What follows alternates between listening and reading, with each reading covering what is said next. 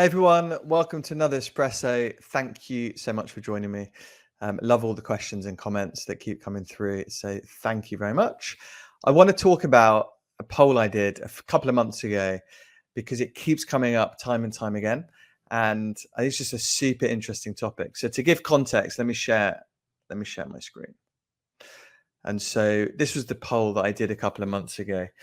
And the question was simple, right? It's like you've interviewed a candidate who's had 4 to 5 jobs in the last 5 to 7 years because of bad bosses, toxic cultures, not the right fit, whatever the reason is, and you're interviewing this person, are you reluctant to hire them?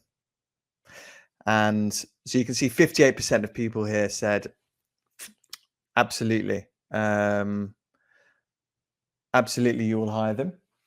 30% said no way. And then 12% other please comment. So, just over 50% of people are like, yeah, we'd still hire them. I'd love to know if that's really the case, because when it comes down to it, like a lot of recruiting subjective, right? It's like, what is a job offer? Is it like 1 year, 2 years, 3, 4, 5, 10? Then you get into the realm of, they've been in a job for way too long. Maybe they're not ambitious. There's just so much stuff in recruiting that's subjective. And this is one of those big things. We share resumes, CVs with clients. We're talking about these things all the time. And you often hear, kind of comments around job hoppers and stuff. And I think also with this as well, like this particular context is that this person has had a lot of jobs and moved, and like there's kind of two ways to look at it, I think. The first is like just genuine, bad bosses, toxic cultures. It's been a nightmare and life is way too short to work in a place that you don't like and that you're not happy and things like that, right? And I always advocate for that. Actually, it's, if you're really not happy somewhere, start looking. Life's too short, right? So it's important to do that, and it's good for your mental health and all of those things. And it reminds me of a really cool cartoon I saw with Snoopy and Charlie Brown. So for those of you that are as old as me, you remember Snoopy and Charlie Brown because they were great. And Charlie Brown was saying to Snoopy, "Hey Snoopy, you only live once." And Snoopy's like, "No, Charlie, you die once, you live every day." Wonderful cartoon. Point is, if you're in a bad spot, life's too short. So don't worry about all of this stuff, right? Like if you go and you interview with someone and they can't appreciate the fact that you've taken like the initiative and you're like, do you know what? Like for my sanity and my mental health, I just can't work here. So like I'm leaving. And then you go to the next spot and just bad luck would have it, there's someone there that's just making your life a misery. Just like leave, like there are things that happen, right? And so like it's important, and you have to live with yourself, and you look at yourself in the mirror, and you're in your own head and stuff like that. And so it's just really important. And it's hard to do your best work when you're not happy. So I mean, for me, if you're a candidate and you're worried about this stuff, and you're interviewing somewhere and they're asking you, why did you leave? And you give honest answers, straight to the point. If they can't appreciate it, cross them off your list of successful companies that you want to work for. The other thing, just as well as this, this has been talked about a bit. I did a contributed to an article in Forbes about this.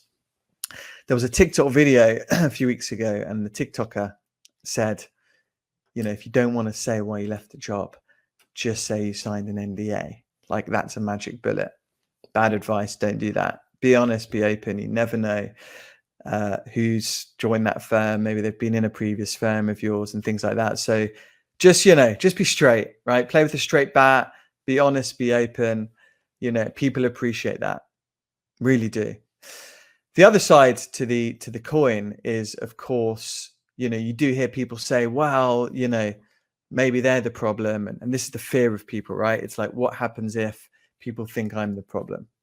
And it's been 5 times now. And, so there's this whole raft of people that are just wouldn't hire someone like that, and I mean, well, in this poll, 30% of people said they wouldn't. So there's not much you can do about that, like, what can you do, right? As the individual, you've made the moves you've made for the reasons that you made them for, and you just live with that, right? And you just go through and you do your thing. I think as a hiring manager, if I'm in a position of hiring, I hope I would be not short-sighted to just reject people based on that. And if they've got the right profile and things, and they're worth you speaking to, don't let the moves put you off. And I think be curious, be interested, give someone some time, and explore. And because there's a lot of wonderful folks with amazing potential and talent that can really contribute to your team. And hey, they could be the best performing person in your team if you give them the opportunity. So I think, give someone the opportunity, listen to the story. Hey, that's just a wonderful thing to do. You don't have to hire them, but give someone a chance to explain their story. And if you do that and your competition doesn't, then it's great for you. You can get an amazing person, because look, it's hard to find good folks right now. So there's a lot of subjectivity to recruiting. This is one of them. And so I think just, to be open to that, because there's so many different things that come into your mind when you see that someone's moved regularly, right? Like, you just can't help it. It's like, why have they moved? All of those different things that go through your head as a hiring manager.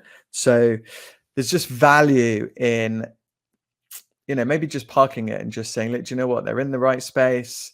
They've been doing the right things. Let's have a chat. Half an hour, explore, see what the story is.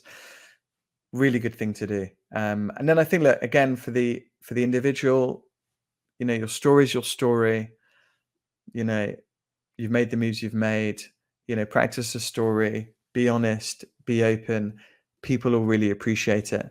And I think it's a really nice thing to do. So, just like a slight extra bit to this as well is, again, I hear a lot of folks saying, oh, they've only stayed 2-3 years and they're not going to stay. And, I think the reality is nowadays, right?